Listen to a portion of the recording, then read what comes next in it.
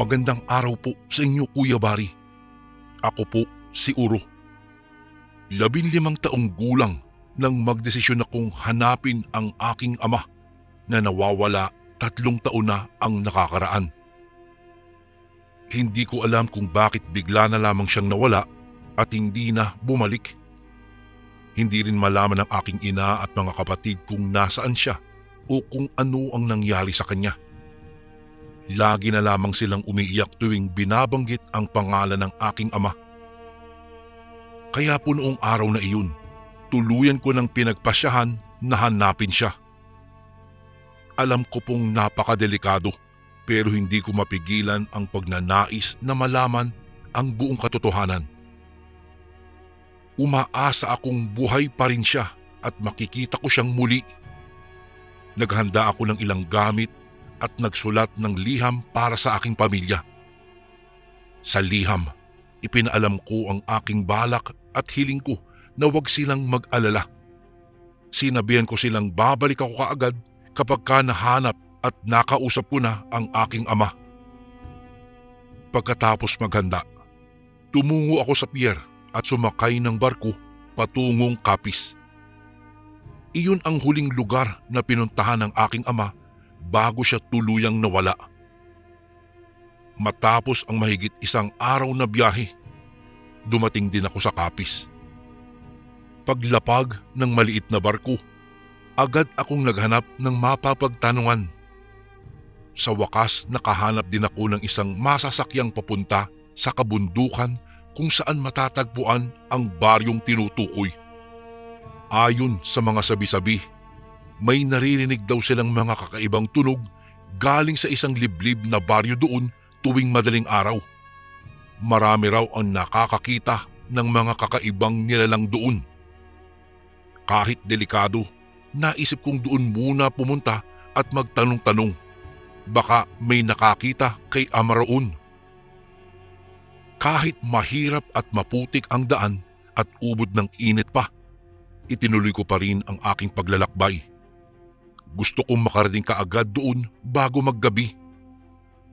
Sa kalagitnaan ng aking biyahe, bigla akong naligaw nang makarating sa isang sanga na daan.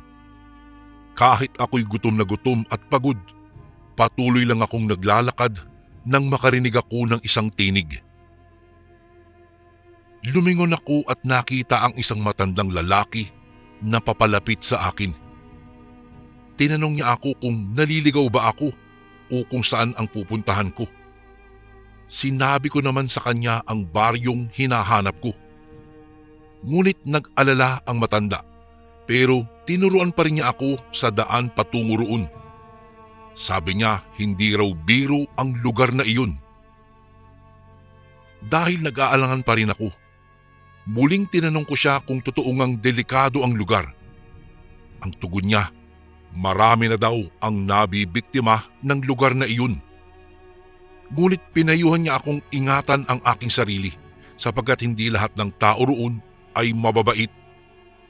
May ilan din daw na masasama ang loob, mga mangkukulam at mga nilalang na maaaring makapanakit sa akin.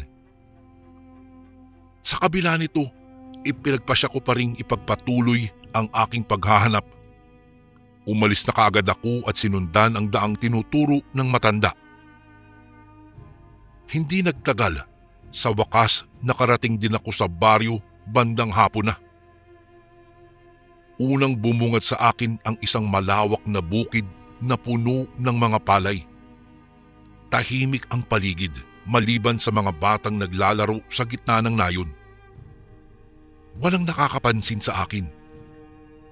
Patuloy akong naglakad hanggang sa hindi ko namalayan. Nasa loob na pala ako ng isang bakuran ng bahay na mukhang matagal nang hindi tinitirhan. Habang tinititigan ko ang lumang bahay, bigla akong nakaramdam na biglang may humila sa aking paa. Lumingon ako at nakita ko ang 2 bata na naglalaro kanina sa gitna ng nayon. Ngunit sa paglapit nila, napansin kong may kakaiba sa kanilang mga mata. Tinitigan kong mabuti. Mapupula ang kanilang mga mata at para bang nagniningning sa dilim. Dahil sa aking takot at pagkabigla, napatakbo ako, ngunit mabilis akong hinabol ng dalawang bata. Nagulat na lamang ako nang mayroong matigas na bagay na ipinalo sila sa aking batok hanggang sa nawalan po ako ng malay. Noong magkamalay, nakadapa na ako sa sahig ng isang lumang bahay. Iba ang amoy dito. Masangsang na parabang may nabubulok na karne. Nanginig ako sa takot habang sinusubukang makahinga ng maayos sa lugar na iyon. Maya-maya'y natanaw ko ang isang bulto ng tao. Isang klaseng nilalang na kakaiba ang anyo. Pula ang kanyang balat na parang nahulog sa mainit na apoy. Mayroon siyang mahahabang pangil at pula rin ang kanyang mata. Napakabilis ng kanyang paggalaw. Lumapit siya sa akin ng mabilisan. Nilapitan niya ang aking mukha at sinilip ang aking mata. Walang emosyong sumambit siya. "Bakit ka nandito? Papatayin ka namin kapag nalaman nilang nakita mo na kami." Dahil sa aking pagkabigla at takot, hindi ako nakapagsalita. Nanginig ang buo kong katawan habang sinusubukan kong magdasal sa aking isip. Maya-maya'y may dumating na isang matandang babaeng may hawak na itim na kandila. Sinabihan niya ang nilalang na wag muna akong patayin hanggat hindi dumadating ang iba nilang mga kasamahan. Sa mga sumunod na minuto, dahan-dahang pumasok ang iba pang mga nilalang sa silid na iyon. Kapwa pula ang kanilang mga balat at may matatalim na ngipin. Mayroon ding mga nakasuot na itim na kapa na tila ba galing sa isang kulto. Lahat sila ay nakatitig sa akin ng may pagtataka at galit. Nakakakilabot ang kanilang mga tingin. Para silang mga demonyo na handang sumakmal ng kaluluwa ko. Maya-maya pa ay dumating ang tingin ko'y pinuno nilang si Mang Damian. Siya ang matandang babaeng unang dumating kanina. Inutusan niya ang isa sa mga nilalang na kunin ang aking bag at tignan kung may dalang mahalagang bagay. Nagulat sila nang makitang may dala akong sulat mula sa aking ama. Agad itong kinuha ni Mang Damian. Binasa niya ito. Matapos basahin, sinabihan niya ang kanyang mga kasamahan na wag muna akong patayin dahil mahalaga ang impormasyong makukuha nila mula sa akin. Kailangan nating malaman kung bakit nandito ang batang ito at ano ang kailangan ng kanyang ama. Wika ni Mang Damian. Tiyak na may mahalagang bagay itong iniwan dito kaya nagpadala ng sulat sa kanyang anak. Nang marinig ito ng mga kasamahan ni Mang Damian, nag-ingay sila. May ilang galit na galit dahil bawal daw akong pakawalan pagkatapos kong makita sila. Ngunit mas marami ang pumayag dahil interesado sila sa impormasyong makukuha mula sa akin. Dahil dito, dinala ako ni Mang Damian sa kanilang pinuno upang malaman kung ano ang dapat gawin sa akin. Sa buong biyahe namin, nanginginig pa rin ako dahil sa takot habang nakatingin sa napakaraming bilang ng mga nilalang na nasa paligid ko. Saan nga ba ako napunta? Totoo ngang nasa impyerno na ba ako? Sa awa ng Diyos, sana makaligtas pa ako ng buhay sa ganitong mapanganib na lugar. Inakay ako ni Mang Damian sa pinakamalaking kubo sa gitna ng baryong iyon. Doon ko unang nakita ang kanilang pinakapinuno na si Lolo Pido. Bagamat matanda na siya, malakas pa rin ang kanyang tinig at matalim ang kanyang mga mata. Habang papalapit kami, nanginginig ako sa takot dahil sa taglay niyang presensya. Nang harapin ko si Lolo Pido, diretsahan niyang tinanong kung bakit ako nasa kanilang baryo. Sa takot ko, nauutal akong sumagot na hinahanap ko lamang ang aking amang matagal nang nawawala. Napalingon si Lolo Pido kay Mang Damian na agad namang iniabot ang sulat mula sa aking ama. Binasa itong mabuti ni Lolo Pido. Binasa niya ito ng malakas na para bang gusto niyang marinig ng lahat.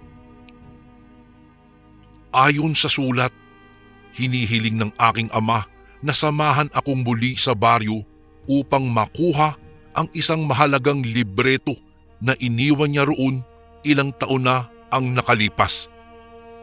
Hindi ko alam kung ano ang nilalaman ng libreto, pero mukhang napakahalaga nito para sa kanila. Pagkatapos basahin, seryosong tumingin si Lolo Pido sa akin. Kaya pala nandito ka ngayon. Importante nga ang libretong iyan para sa inyong pamilya. Nagsalaysay na si Lolo Pido na noong panahon daw ng giyera, natagpuan ng kanyang mga ninuno ang libretong iyon. Naglalaman daw ito ng impormasyon tungkol sa lahi nila at kung papaano sila makapagpaparami. Kaya iniingatan at itinago nila ito ng husto upang hindi madagdagan ang bilang ng kanilang mga kalahi. Ngunit ilang dekada na ang nakaraan.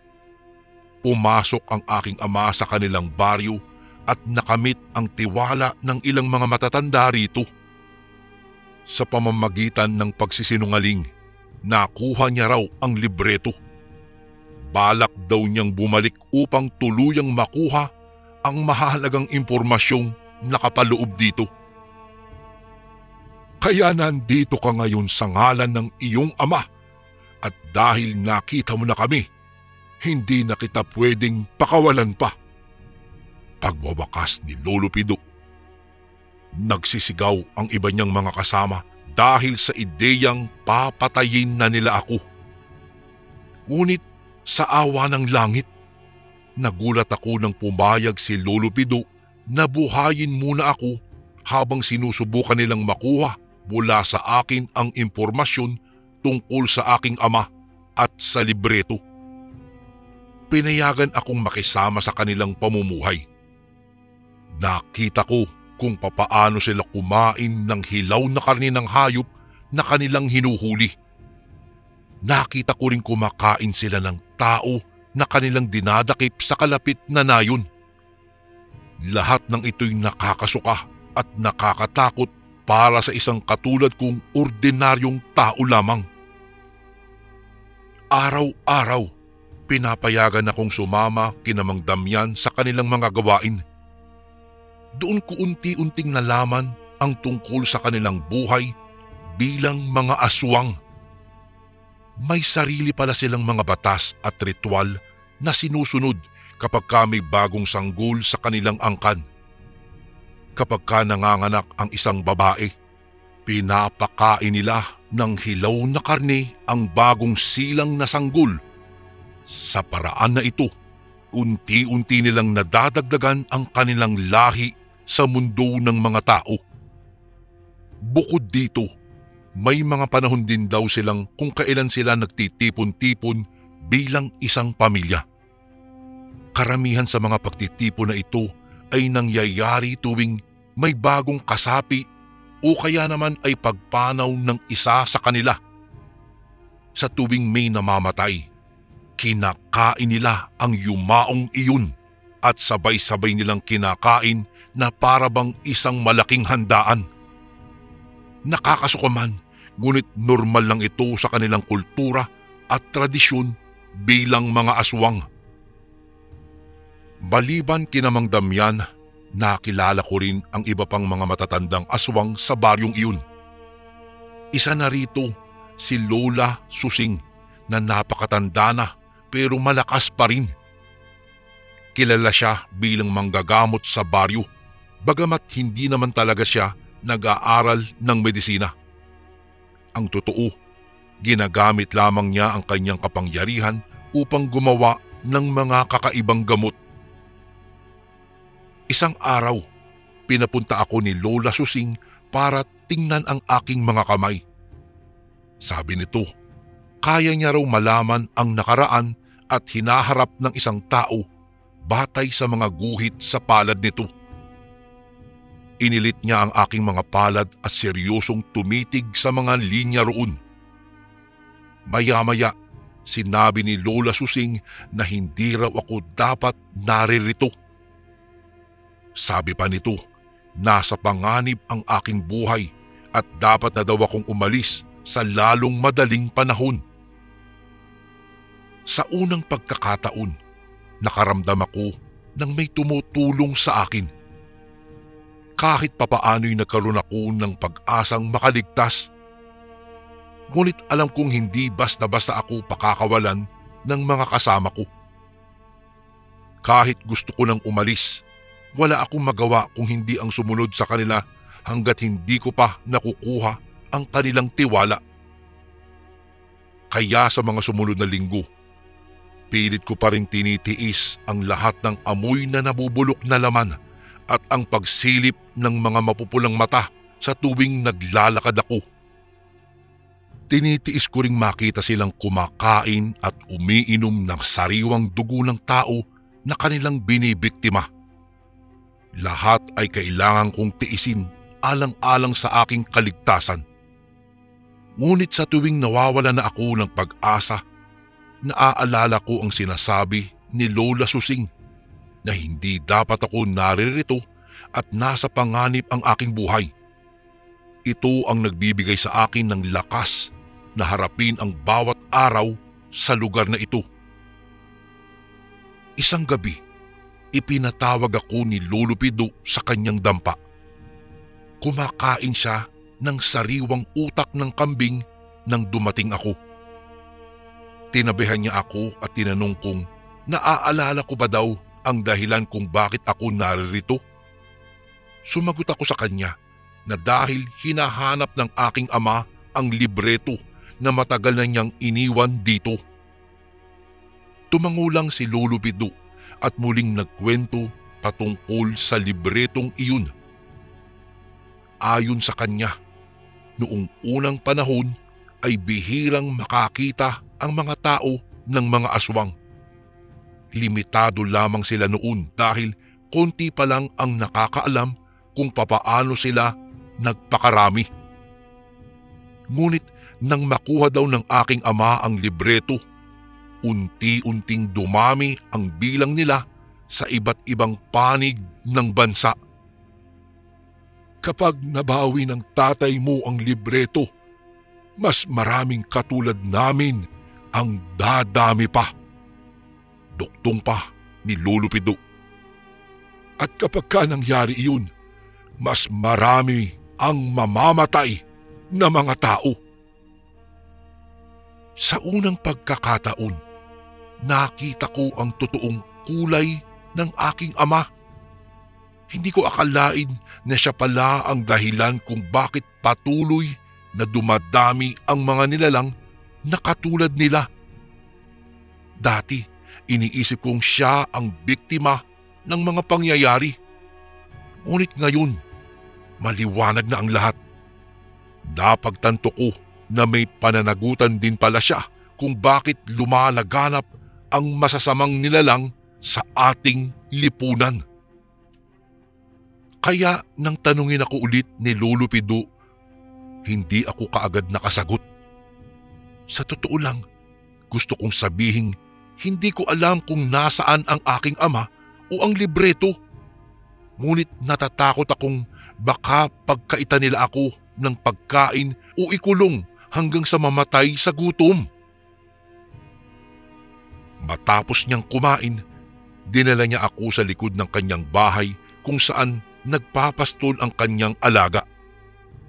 Naggulat ako nang makitang isang malaking ahas iyon na halos singhaba ng isang punong kahoy. "Huwag kang matakot. Ito ang alaga kong si Bantay." Ginagamit ko siyang tagapagbantay dito sa aming baryo. Lahat ng hindi naming kilala o kaaway ay nilalamon niya kaagad. Wika ni Lolo Pido. Nang hina ang aking tuhod dahil sa takot nang lapitan ako ng malaking ahas. Pero sa halip na atakihin, ulo pa ang inilahad nito sa akin na para bang nagpapaamo sa akin. Kahit ako'y takot na takot, pilit kong hinaplos ito habang ngingiti-ngiti si Lolo Pido sa tabi. Mula noon, alam kong lubusan na nilang pinagkakatiwala sa akin ang kanilang mga lihim. Sa loob ng mahigit isang buwan, tuluyan ko nang nakilala ang buhay ng mga aswang. Sa tuwing may bagong dinadakip na tao mula sa karatig bayan, sinasamahan ko sila sa kanilang mga handaan. Doon ko nakikita kung papaano nila walang awa at limitasyong kinakain ang mga biktima.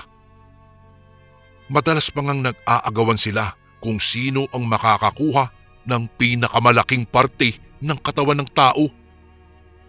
Minsan nga may isang batang babae ang kanilang nahuli. Nang makitang gagasain muna ito ng ilang lalaking aswang bago kainin, tumakbo ako palayo at sumuka sa isang sulok. Matindi. Grabe ang sasama ng ugali nila. Parang mga hayop na walang konsensya. Para ba silang walang paki kahit bata pa ito? Simula noon, halos mawala na ako ng ganang kumain sa tuwing kasalo ko sila. Lagi akong umiiwas sa kanila at naghahanap ng dahilan upang makalayo sandali. Pero dahil kailangan kong panatilihin ang kanilang tiwala, pilit pa rin akong nakikikain tuwing may bagong inaalay na pagkain para sa amin. Kahit na masusuka ako sa nakikita ko, pinipilit kong isubo para hindi nila ako paghinalaan. Maliban sa mga karumal-dumal na mga handaan, nakakita rin ako kung papaano gumagamit ang mga mangkukulam sa baryong iyon ng kanilang kapangyarihan upang saktan ang mga kalabang tribo. May nagpapadala ng sakit sa kababaryo nilang si Juan para makuha ang lupang matagal na nitong inaangkin. Nagresulta ito sa pagkasira ng isip ni Juan na animoy naging hayop na lamang dahil sa sumpang ibinigay sa kanya.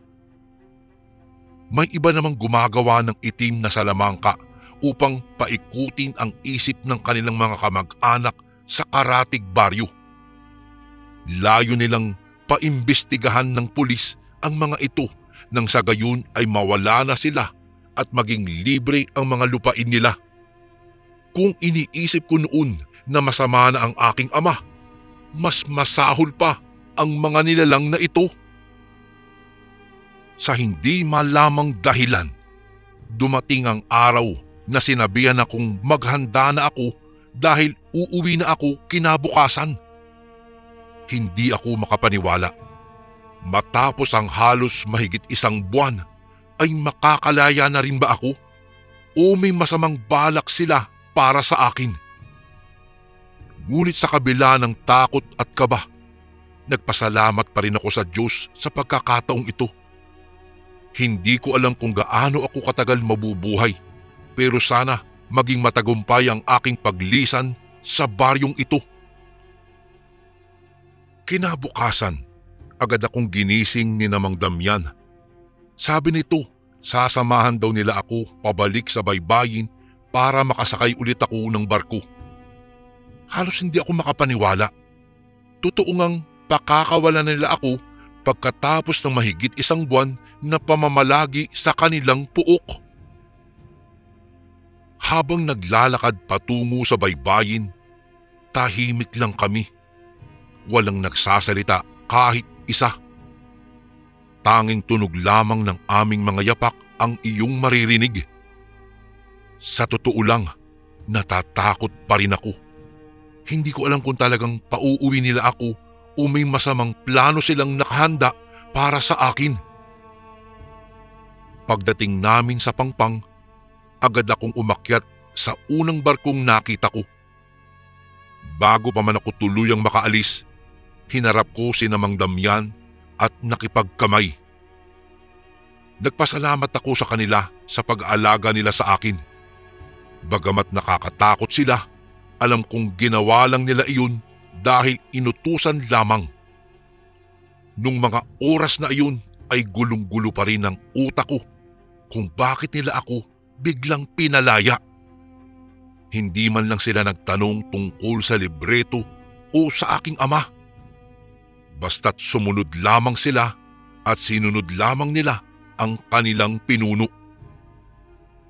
Sa buong biyahe pabalik sa bayan namin, tahimik lamang ako habang nakatunganga sa malayo. Parang hindi pa rin ako makapaniwala na nakaligtas ako ng buhay sa baryong puno ng mga hayok na nilalang. Hindi ko akalain na sa murang edad kong 15 ay makakaranas ako ng matinding takot at panganib na halos sumubok sa aking pagkatao. Ngunit sa kabila nito, nagpapasalamat ako dahil nagkaroon ako ng pagkakataon na makilala ang aking ama ng lubos. Alam ko na ngayon kung bakit bigla siyang nawala at kung bakit mahalaga sa kanya ang libreto. Nalaman ko ring may responsibilidad siya kung bakit patuloy pa rin na dumadami ang mga masasamang nilalang sa ating lipunan. Kaya noong pagbalik ko, desidido akong sabihin sa aming pamilya ang tungkol dito. Ayaw ko nang magbulag-bulagan sa katotohanan. Gusto kong gumawa ng hakbang upang mapigilan si ama kung sakaling bumalik siya para kunin ang libreto. Alam kong mahirap ang gagawin ko, ngunit kailangan para sa kinabukasan ng karamihan. Paglapag ng barko sa aming bayan, agad akong tumakbo ng mabilis patungo pauwi sa amin. Hindi nagtagal, sa wakas nakauwi na rin ako matapos ang matagal na panahon. Nag-aalala na siguro ang aking nanay at mga kapatid dahil bigla na lamang akong nawala. Ngunit masaya ako dahil muli na akong makakasama ng aking pamilya. Pero bago pa man ako tuluyang makapasok, naabutan na ako ng aking ina sa labas. Humahagulgol ito habang yakap-yakap ako ng mahigpit. Ramdam na ramdam ko ang kanyang ligaya na bumabalot sa kanya nang makita niya akong ligtas pagkatapos ng mahabang panahon. Sinabihan niya ako na hinahanap ako ng lahat at nag-aalala sila nang malaman na umalis pala ako nang hindi man lang nagpapaalam. Pagpasok namin sa loob ng bahay, bumungad sa akin ang masayang mga mukha ng aking mga kapatid. Ikinuwento ko sa kanila ang lahat ng nangyari sa akin noong nawala ako. Sa wakas, nakauwi na rin akong muli sa aking tahanang hinahanap-hanap. Ngunit sa kalagitnaan ng aming selebrasyon, naalala kong may responsibilidad pala akong dapat gampanan. Kaya ng gabing iyon, ipinatawag ko ang aking pamilya upang sabihin ang tungkol sa aking nalalaman kaugnay sa aking ama. Sa harap nila, sinabi kong alam ko na ang dahilan kung bakit bigla itong nawala at kung bakit niya kailangan ang libreto. Nagulat ang lahat sa mga revelasyon ko. Ngunit nang maipaliwanag ko ng mabuti, unti-unting naintindihan nila kung bakit mahalagang mabawi mula sa aking ama ang libretong iyon. Kahit mahirap mang tanggapin, alam nilang kailangan nilang gawin ang lahat para maprotektahan ang nakakarami. Kaya nangako silang tutulungan ako sakaling bumalik ang aking ama para kunin muli ang libreto mula sa mga aswang. Sa pagtatapos ng aking kwento, Kuya Bari, parang bumalik naman ang dating sigla ng aming pamilya. Bagamat malungkot kaming alamin ang tungkol sa aking ama, masaya kaming muli dahil buo na kami. Handang-handa na kaming harapin ang anumang pagsubok sa hinaharap. Alam ko, Kuya Bari, na mahihirapan kaming labanan ang aking ama at ang kanyang mga kasamaan.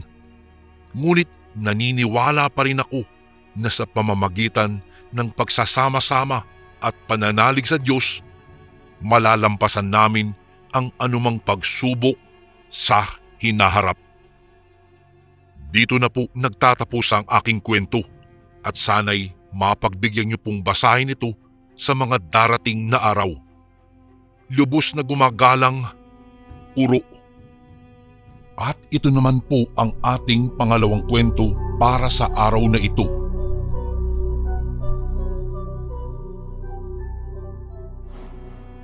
Bago ko po umpisahan ang kwentong ito, nais ko lamang po muna kayong batiin ng isang maganda at mapagpalang araw, mga kasundo, lalong-lalo na sa iyo, Kuya Bari. Nais ko lamang pong ibahagi ang aking karanasan ng magpasa hanggang ngayon ay hindi ko pa rin nakakalimutan. Siya nga po pala, itago niyo na lang po ako sa pangalang Osting. 50 anyos na sa kasalukuyan at ako po ay tubong Leyte. Nangyari ang karanasan kong ito taong 1989. 17 lamang ako noon. Noong mga panahong iyon ay isa akong maglalako ng iba't ibang klasing gulay at isda kasama ang aking nakababatang kapatid na si Joel doon sa isang liblib na baryo ng poblasyon. Hindi ko na po sasabihin ang eksaktong lokasyon kung saang baryo nangyari ito. Respeto na lang po ito sa mga naninirahan doon. Isang araw, habang nangunguha ako kasama ang aking ina ng mga gulay sa aming bukirin upang ibenta, ay binilinan niya ako na umuwi kami ng kapatid ko ng maaga pagkatapos maglako ng gulay at wag na kung saan-saan pa magpunta. Madalas po kasi, Kuya Bari, kapag maaga naming nauubos ang nilalako naming mga gulay at isda, ay kung saan saang gubat o baryo pa kami napapadpad ng kapatid ko, lalo na kapag maliwanag pa. Pagsapit ng 3:00 ng hapon ay nag-uumpisa na kaming maglako sa baryo at bawat bahay ay inaalok namin kung gusto nilang bumili sa amin ng aming dalang paninda. Ayos lang naman po iyon sa baryo namin dahil magkakilala naman halos lahat ng nakatira doon. Ngunit kakaiba ang araw na iyon. Pakiramdam ko ba ay napakatagal ng oras at iilan lang ang mga tao sa kalsada kaya mag-aalas 4 na ay kakaunti pa lang ang naibebenta namin. Makalipas pa ang kalahating oras ay hindi pa rin nauubos ang paninda namin. Dahil sa maliwanag pa naman sa paligid, naglako pa kami kung saan-saan. Medyo marami pa rin kasi kaming paninda ng hapong iyon. Habang naglalakad na kami papunta sa kabilang baryo, ay naisip ng kapatid ko na magpahinga muna at napapagod na daw siya kakalakad. Sinabihan ko siyang kapag nagpahinga kami ay aabutin kami ng dilim bago pa makabalik sa baryo namin. Ayun na nga at sumimangot lang siya sa sinabi ko at hindi nagpaawat. Umupo siya sa tabi ng daan kung saan walang kabahay-bahay ang gilid ng daanan. Ay nako, sige, diyan ka muna. Iihi lang ako. Sabi ko sa kanya.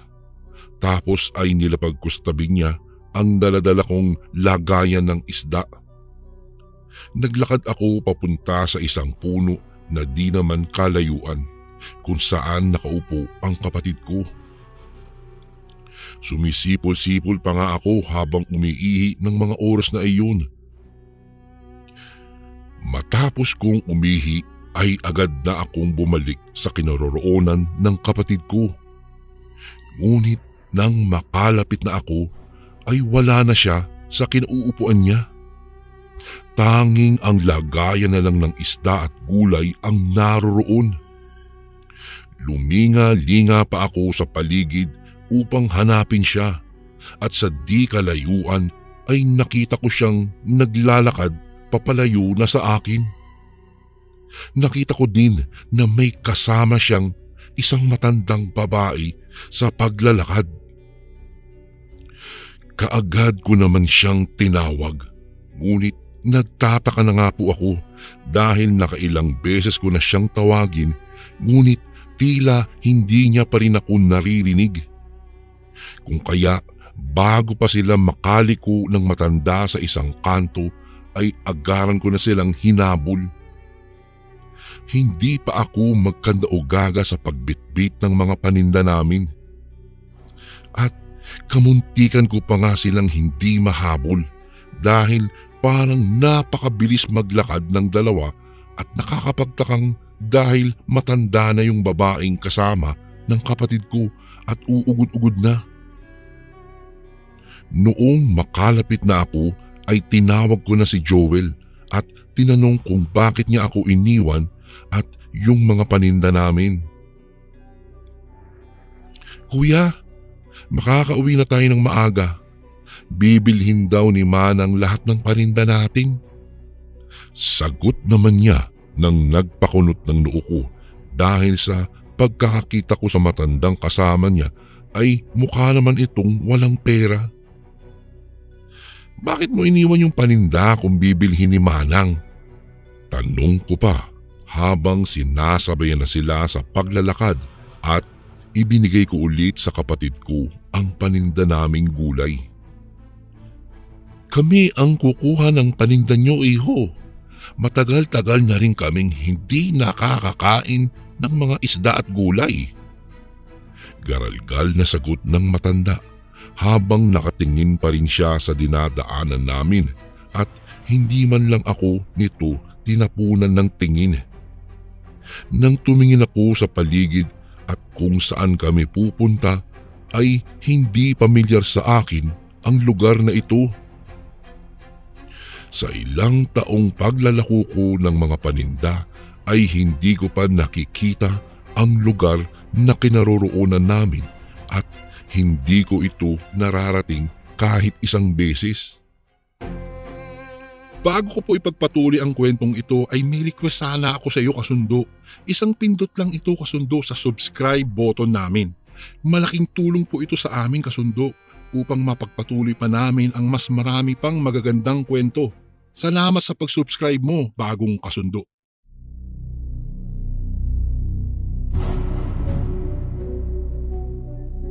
Di kalayuan pa ay natatanong ko na ang isang baryo at laking pinagtataka ko dahil sumuot kami sa gubat at sa tingin ko ang baryong ito ay nakatago sa loob ng kagubatan. Magiliw namang sumalubong sa amin ang mga nakatira doon. Ang sarap naman ng paninda nyo, sariwang sariwa. Nag-umpukan agad ang halos lahat ng matatanda kung saan namin nilapag ang paninda namin. Habang si Joel ang umaabot ng mga pinamimili nila at ako naman ang kumukuha sa bayad nila. Nagtaka naman ako sapagkat puro papel na pera ang binabayad nila at wala man lang silang barya. Sa tuwing dudukot pa ako ng barya sa pinaglalagyan ko ng pera ay agad silang umaalis at sinasabing huwag ko na silang suklian. Nang tumingin ako sa paligid ng baryo nila ay laking pagtataka ko at napakarami nilang alagang hayop. Bawat bahay yata ay may mga alagang baboy at mga manok Umuwi na kayo at magdidilim na. Bilisan nyo at wag na kayong lumingon pa rito. Wika ng matandang babae na sinamahan namin. Tuwang-tuwa naman ang kapatid ko at naubos lahat ng paninda namin ng ganun lang kadali. Maliwanag pa naman po, Lola. Pwede bang mag-ikot-ikot muna dito sa baryo nyo? Wika ni Joel na ikinasama naman ang mukha ng matanda. Gusto nyo bang makauwi o hindi na? Tanong niya pa sa amin. Sasagot na sana si Joel, kaya lang ay pinigilan ko na siya at ako na ang sumagot. Ay, naku, maraming salamat po, Manang, sa pagtulong nyo sa aming magbenta lahat ng mga paninda namin. Nakangiti kong wika sa matanda at hinila ko na agad si Joel papalayo. Dahil sa kaba at takot na nararamdaman ko ay naiwan pa namin yung balde na pinaglalagyan namin ng paninda. Magdidilim na ang paligid ng mga sandaling iyon, ngunit hindi pa rin kami nakakalabas kung saang kanto kami pumasok kanina. Malapit ko na ring awayin noon ang aking kapatid at bakit sumama pa siya sa matandang iyon, hindi naman namin alam ang lugar na pinuntahan namin. Habang naglalakad ay bigla kaming nakarinig ng paghagok ng baboy at malakas na pagtunog ng tuko sa paligid namin. Nakaamoy na rin ako ng mabahong amoy na parang nabubulok na isda. Mas lalong binilisan pa namin ang paglalakad, lalo na at naisip kong baka mga aswang ang nakatira sa nakatagong baryong pinuntahan namin. Dahil sa laking probinsya nga ay hindi na bago sa akin ang mga usaping aswang at mga maligno. Bigla kong naalala na takot pala sa barya ang mga aswang, kung kaya't dinukot ko ang barya sa lagayan ng pera na nakakabit sa bewang ko at nilagay ko ang iilan nito sa bulsa ng kapatid ko. Ako kasi ang may hawak ng perang pinagbentahan namin, kaya siguro nabagat ang kapatid ko dahil wala itong pangontrang dala. Sinabihan ko na tumakbo ang kapatid ko dahil palakas na ng palakas yung mabahong amoy na naaamoy ko at pahina na ng pahina yung paghagok ng baboy na parabang nasa paligid na namin. Noong makalabas kami sa gubat at nakarating na sa main road, ay laking pagtataka at gulat ko nang wala namang kanto sa kinaroroonan namin. Puro lang ito gubat at nagtataasang mga talahib. Mabilis na kaming tumakbo ng kapatid ko pabalik sa baryo namin nang makarinig kami ng malalakas na paghuni ng wakwak na tila ba papunta ito sa direksyon namin. Mabilis kaming nagtatakbo at buti na lang nadaanan kami ng isa sa mga kabaryo namin. Naka-tricycle ito, kung kaya isinabay na niya kami pauwi. Takang-taka ang kabaryo namin kung bakit daw kami napadpad sa lugar na iyon. Ayon sa kabaryo namin ay marami daw na nawawala sa lugar na iyon at hindi na nakikita pa. Hindi na lang kami nagkwento kung anuman ang nangyari sa amin sa lugar na iyon. Laking takot namin sa nangyaring iyon at nakwento ko pa iyon sa mga magulang namin. Doon ko na lamang yun pala ang dahilan kaya binilinan kami ng aking ina na umuwi ng maaga, ubos man ang paninda o hindi.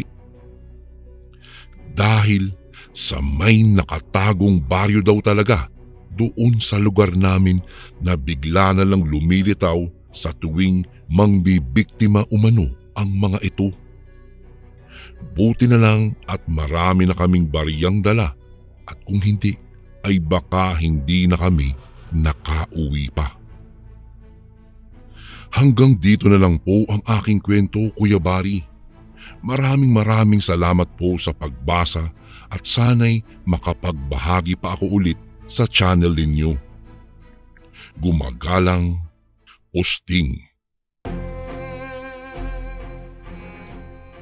And again, maraming salamat po mga kasundo. Don't forget to subscribe and i-click nyo lang po yung bell na button para updated po kayo sa mga upcoming videos namin na paparating.